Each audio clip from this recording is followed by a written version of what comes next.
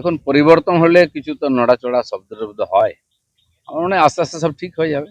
কিছু তো পরিবর্তন হওয়ার দরকার আছে। আর যাদবপুর একটা এক্সেপশনাল, ওটা একটা আইল্যান্ডের মতো।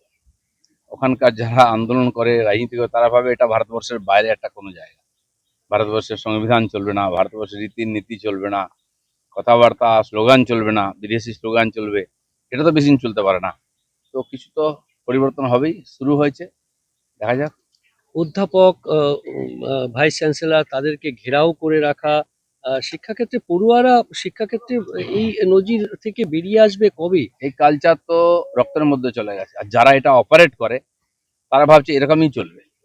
দুনিয়া পাল্টে গেল, ভারতবর্ষে বহু জায়গা পাল্টে গেছে। জেএনইউ যেখান থেকে অনুপ্রেরণা পেয়ে এরা করেন, এখানে পরিবর্তন। দিল্লি ইউনিভার্সিটির মতো, ওসমানী ইউনিভার্সিটি সব পাল্টে গেছে।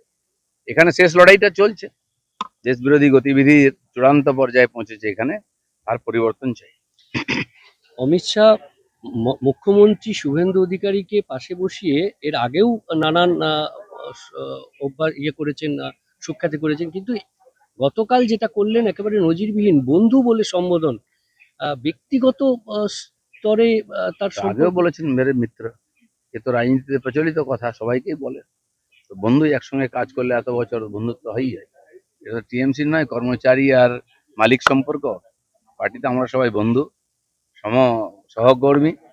পার্টি যাকে যে নেতৃত্বে বসিয়েছে সে দায়িত্ব পালন করছে, বাকি তো একটা পরিবারের মতো আমরা সবাই। দাদা, শওকত মোল্লার বিরুদ্ধে এবার ইউপিএ ধারা লাগু হচ্ছে। এনআইএ বিশেষ আদালতে সেই আবেদনও করেছে এনআইএ। অবশ্যই লাগু হওয়া উচিত।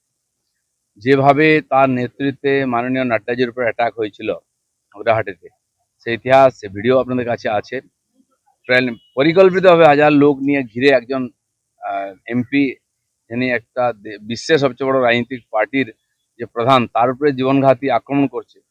নিশ্চয়ই তো কিছু ব্যাপার আছে, সবকিছু তদন্ত হওয়া উচিত। দাদা, গেরুয়া উত্তরীয় পরে কুণাল ঘোষ বিধানসভায় ঘুরে বেড়াচ্ছে, তাহলে কি কুণাল ঘোষ পাবে? প্র্যাকটিস করছেন বোধ, জানি না কেমন লাগে। গেরুয়া নীল লাল সবুজ হয়ে গেছে, গেরুয়াটা দেখা যাক কিরকম হয়। অভিষেক বন্দ্যোপাধ্যায় আরো একটি মামলায় রক্ষা কবচ পেলেন। 16টি মামলার মধ্যে প্রায় 8টি মামলায় তিনি রক্ষা কবচ পেলেন। রক্ষা কবচ একটা জিনিস, আর সেখান থেকে মুক্ত হয়ে যাওয়া আলাদা জিনিস। কেস চলছে সাময়িকভাবে, বিভিন্ন কারণে কোর্ট মনে করেছেন এ ব্যাপারে যেন আর বেশি কিছু না হয়। কিন্তু কত মামলায় রক্ষা কবচ পাবে? মামলা তো হয়েছে, তদন্ত হবে। তদন্ত যেদিন তার রেজাল্ট আসবে তখন আইন তার ব্যবস্থা নেবে। দাদা, অনেক মহিলা দেখা যাচ্ছে যে অন্নপূর্ণা ভান্ডারের টাকা পায়নি বলে অভ্যেস হয়ে গেছে না লক্ষ্মী ভান্ডার নিয়ে।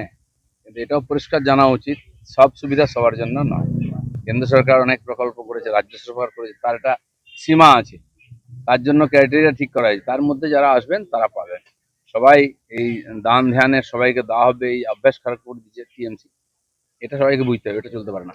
রাহুল গান্ধী থানা থেকে শুরু করে ডিসি সমস্ত জায়গায় কালকে ধর্ণা দিলেন, আহ, একজনকে সঙ্গে নিয়ে। আহ, এভাবে কিন্তু তাকে ঝাড়খণ্ডের ছাত্রদের এখানে আসতে সময় পেল। যাই হোক, দিল্লিতে সময় কাটাচ্ছেন এখন এদিক ওদিক করে। ঝাড়খণ্ডে ওনাদেরই সরকার আছে, সে সরকার যা করছে এটা জনবিরোধী, ছাত্রবিরোধী, শিক্ষাবিরোধী, এবং কোর্টও সেটা বলে দিয়েছেন। তো সেই জন্য হয়তো মুখ নেই যাওয়ার ওখানে, দিল্লিতেই উনি ছবি তুলছেন।